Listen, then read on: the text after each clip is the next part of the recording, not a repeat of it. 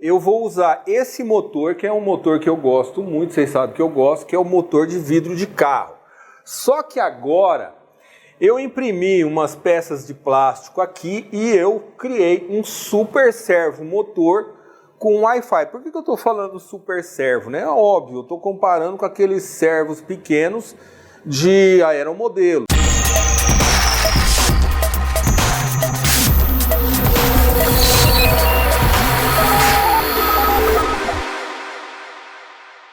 Vamos lá, gente, a letrinha tá pequena nessa parte, então aconselho vocês a não assistirem no celular, assiste no computador. Eu sei que a maior parte do meu público assiste no computador, mas nunca é muito avisar, né, que as letras às vezes são pequenas porque é muito código-fonte, né? Loop, gente, vamos lá.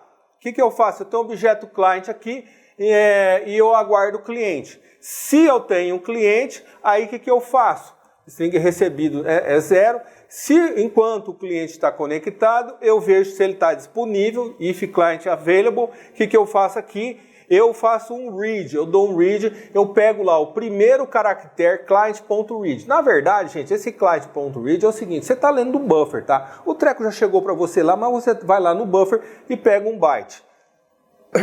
Tanto é que C é um char, né? Aí o que eu faço? Eu verifico assim, C é igual ao new line, ao barra N. Se ele for igual a barra N, então C é um caractere de nova linha. Aí o que eu faço? Recebido igual a recebido, mais o dois pontinhos, mais eu chamo a função interpretador com argumento recebido, certo? E concatena em recebido. E aí o que eu faço? Client.print, recebido, ou seja, eu retorno o resultado da operação, depois dou um client stop. Por quê? Cada vez que eu mando alguma coisa, eu paro a comunicação. Eu não fico com a comunicação aberta. É um abre e fecha o tempo todo. Se eu recebi return, eu não faço nada. Se não, eu pego, concatena, no segundo else aqui, eu ponho recebido, concatena C. Concatena C. Quem que é o C? O caracterezinho que eu peguei lá com o read. Entendeu? Se o cliente desconectou, fecha a conexão. Client.stop, dá um delay. E aguarda um momento, né? 10 milissegundos, na verdade, né? Aqui, terminando aqui. Eu dou um clear e aí o que eu imprimo aqui? Posição. String. Eu faço uma regra de 3, né? Porque eu pego assim essa posição, mínimo e máximo, eu ponho de 0 a 100. Por quê? Eu só estou fazendo, deixa eu subir aqui. Eu só estou colocando aqui o valor em percentual, ó. Posição, em quantos por cento ele está? Ah, está em 50%, então está no meio, né? Aí eu pego e imprimo o string SSID, né? O nome da rede, né? O IP e a porta, certo? E mostro no display, beleza? Aqui, gente, funçãozinha task mantém posição. Que essa função tá rodando. Lembra que eu já ensinei, né, gente? Eu tenho um vídeo que eu ensino a programar multicore. Põe o vídeo aqui que eu ensino a programar multicore. Põe ele aqui, né? É uma referência boa esse aqui, tá? Porque eu não uso muito o recurso do FreeRTOS, porque na verdade isso aqui é um FreeRTOS. Ele tem um núcleo gerenciador. Quando você chama essa função, esses caras têm um núcleo gerenciador de tarefa, tá? Um treco bem sofisticado e que olha que coisa linda, né? O ESP já tem isso portado no core dele. Eu fico até emocionado, rapaz. Você não tem noção como isso daqui facilita a vida. Às vezes eu estou programando num dispositivo, cara, sofisticado e não tem esse recurso aqui, entendeu? É um negócio incrível isso. Bom, o que acontece? Então esse caboloco aqui está rodando no meu Core 0 e o loop está rodando lá no Core 1, conforme eu avisei vocês lá. Aí é o que eu falo, while true, né? Quer dizer, eu estou num laço infinito aqui, tá? Por quê? Porque esse task mantém posição, esse cara entra no ar, a partir do momento que eu passo por aquele task creator, ele vai criar essa task aqui, vai para a memória e o treco começa a rodar, vai para o core. Vai para o core 0 e o negócio começa a rodar e não para mais, tá? Lógico, se eu quiser que parar aqui, para, mas eu não quero que pare, né? Float acumulador igual a 0. Lê a posição média atual. O que eu faço, gente? Eu faço sem leitura no potenciômetro e pega a média. Aí é o que faz aqui.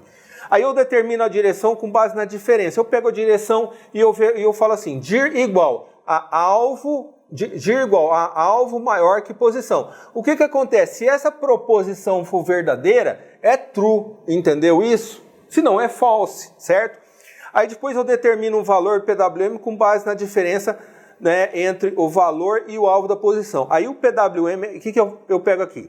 Eu pego alvo menos posição dividido por max posição menos posição. E aí o que acontece? Né? Isso daqui que era um valor AD dividido por AD simplifica, não vira nada, aí eu pego e multiplico. Quer dizer, na verdade eu vou ter um índice, né? Eu vou ter um índice, e aí esse índice que vai ser resultado dessa continha aqui, eu multiplico pelo range, lembra aquelas constantes? Max PWM menos mínimo PWM, mais mínimo PWM, porque mínimo PWM, o que é, gente? É um offset do PWM, ou seja, o cara começa em 700 acho que é 730, assim, ele começa em 700 e pouco, então eu não tenho PWM zero, não tenho, ele está começando lá em 700 e pouco, entendeu isso? Calculei lá o PWM. Aí cria uma região sem ajuste constante para reduzir a vibração e gasto desnecessário de energia. Gente, aqui se eu não uso, lembra aquela zona inativa que eu falei lá? Eu botei 30, né? Mas você pode até fazer um teste, diminui essa zona aí, né? Para você ver como é que é. Quando eu não usava isso, o ponteirinho ficava vibrando, estava gastando quase 500 mA com o meu servo aqui parado. Por quê? Porque o potenciômetro uma hora lê uma coisa, outra hora lê outra, uma hora lê uma coisa, uma hora lê outra, ele fica lá vibrando. Ele fica vibrando que nem um doido e gastando corrente. Então eu resolvo por onde isso? Resolvo pelo software, porque se eu tivesse que resolver comprando um encoder caro, Fernando, tem encoder que não vibra, que nem potenciômetro. Potenciômetro é um negócio acochambrado, que você está usando porque é baratinho. Eu sei, mas aí eu tenho que enfiar a mão no bolso, né? Aí você tem que enfiar a mão no bolso, comprar um encoder caro, entendeu? Bom, aí eu pego aqui, né? Se valor absoluto for menor ou igual à zona interativa, o valor do PWM é zero. E quando você põe zero no PWM, o negócio para de oscilar. Ele fica parado lá, não ativa nenhum transistor, fica lá. Entendeu isso? Então é aqui que é a lógica de você eliminar essa vibração. Digital right, aí eu dou um digital right pindir, eu ajusto o pino de direção com um novo valor, né? Eu atribuo um novo valor de PWM, né? Porque daí eu não zerei o PWM aqui é onde eu de fato vou escrever nele. E aqui eu estou pegando aqui e eu estou dando um delay de 1 milissegundo. Por isso que eu pego 1 dividido por power tick período ms, tá? Porque eu não posso usar delay dentro de VTESC, não posso.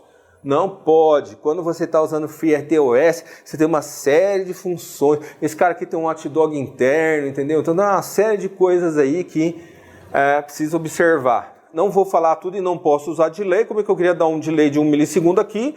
Então, eu usei VTESC delay, certo? Beleza, é isso daqui. Bom, gente, interpretador. O que faz o interpretador, gente? O interpretador simplesmente, ele vê aquele comando que chegou lá para ele, entendeu? Por quê?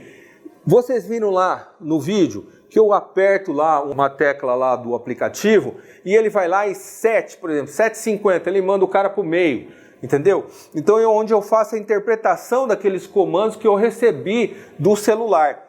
Primeira coisa que eu faço, gente, no interpretador, lógico, eu estou recebendo a string comando, né? Primeira coisa que eu faço é to uppercase, ou seja, fica tudo caixa alta.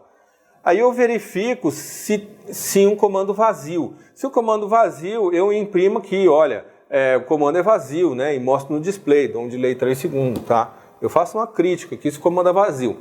E depois o que eu faço? Eu faço um isDenelf aninhado, porque eu tenho 3 básicos comandos aqui. O primeiro é o mensagem. O mensagem porque eu posso mandar uma mensagem para ser escrita lá no display, ou seja, eu estou no aplicativo, tá?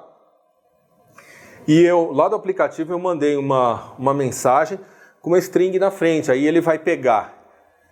Ele vai ver que tem um comando MSG, tá? Ele remove o MSG e manda imprimir a string. Então o que ele faz aqui? Simplesmente aqui ele está removendo e aí ele vem aqui, ele dá clear e ele faz um draw string da mensagem no display do ESP32 LoRa, aquele displayzinho OLED azul que vocês viram lá. Entendeu? Só faz isso, é bem simples esse comando, depois dá delay 3 segundos e ok, né?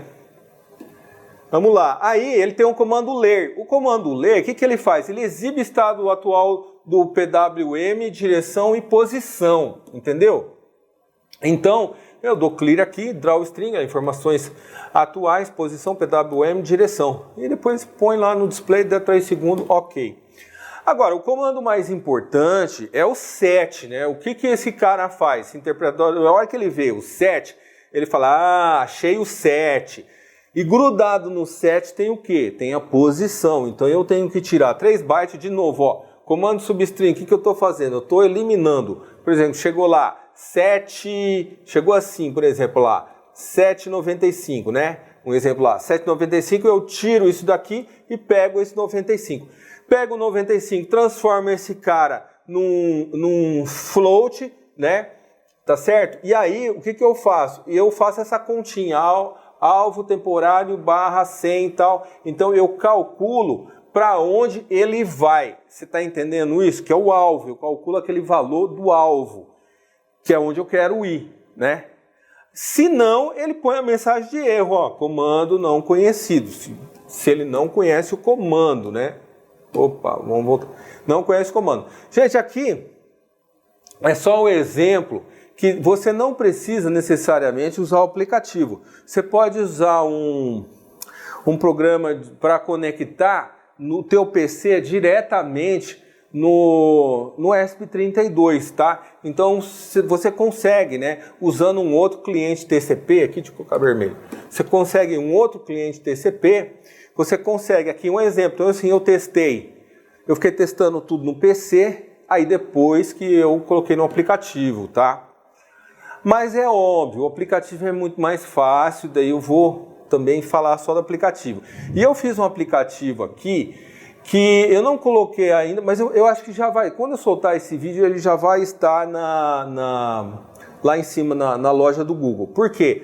Eu vou deixar grátis esse aplicativo, que a ideia é que vocês baixem ele, vocês conseguem criar botões, tá? E dentro de cada botão você consegue colocar um comando, que vai ser enviado via socket para o ESP32, entendeu? De forma que você não precisa ficar preocupado em criar aplicativo, em fazer web server, essas coisas.